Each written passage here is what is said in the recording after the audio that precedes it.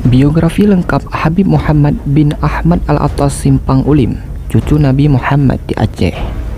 Al-Habib Muhammad bin Ahmad Al-Attas lahir pada hari Minggu malam Senin 18 Rabiul Akhir 1361 Hijriah atau pada tanggal 3 Mei 1942 di Dusun Jeru, Desa Pucuk Alu 2, Kecamatan Simpang Ulim, Kabupaten Aceh Timur, Provinsi Aceh.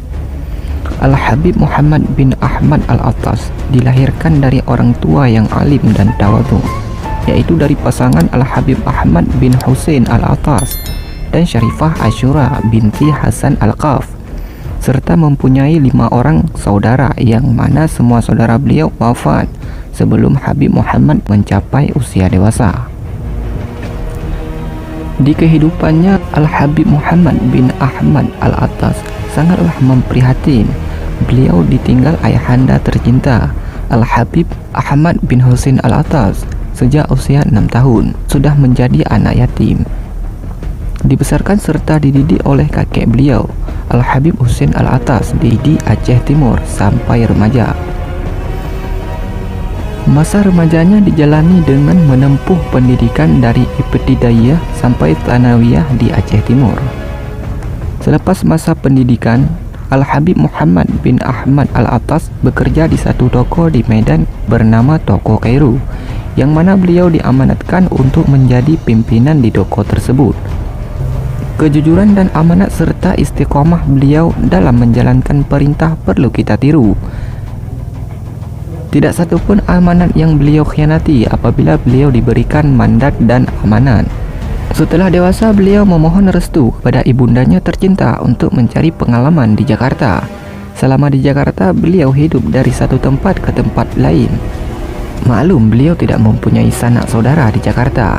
Sampai akhirnya beliau bertemu di salah satu tempat majelis ta'lim, tempat pengajian di Masjid An-Nur, Petamburan, Jakarta, dengan Al-Habib Ahmad bin Ali Al-Attas, orang tua penulis biografi Al-Habib Muhammad bin Ahmad Al-Attas. Maka menikahlah Al-Habib Muhammad bin Ahmad Al-Attas dengan salah satu putri Al-Habib Ahmad bin Ali Al-Attas, yaitu Syarifah Maryam binti Ahmad Al-Attas.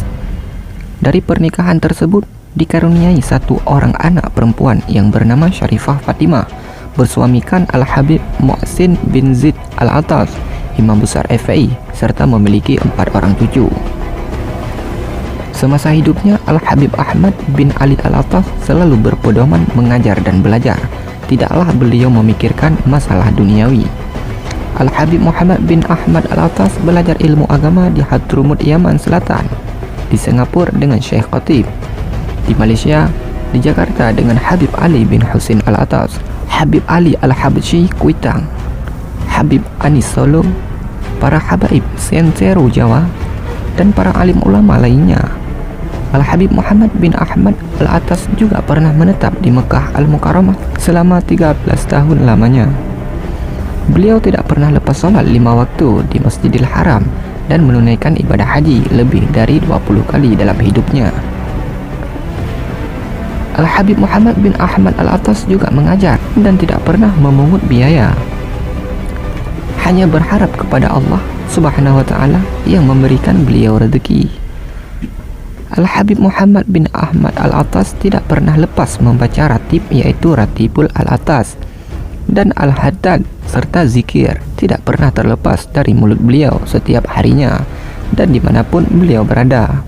Karomah-karomah Al-Habib Muhammad bin Ahmad Al-Attas, salah satunya apabila beliau mau mencapai suatu tempat, walaupun waktunya tidak memungkinkan, pastilah tercapai dan sampai tujuan dengan tepat waktunya. Apabila ada yang bermaksud jahat terhadap beliau, pastilah mental dan tersingkir. Dan selama orang-orang yang dekat dengan Al-Habib Muhammad bin Ahmad Al-Attas, pastilah tidak akan miskin dan kelaparan serta kekurangan. Di samping itu pula, apa yang beliau inginkan pasti tercapai. Doa dan hajat beliau selalu Allah Subhanahu wa ta'ala ijabahkan. Hampir tidak pernah ditolak. Keistimewaan Al-Habib Muhammad bin Ahmad Al-Attas selalu pemaaf, tidak pendendam walaupun dicaci dan dihina. Selalu mendoakan semua orang, baik yang dekat beliau atau yang tidak dekat. hatinya putih bersih, tidak mempunyai rasa hasud, ujub, dan takabur.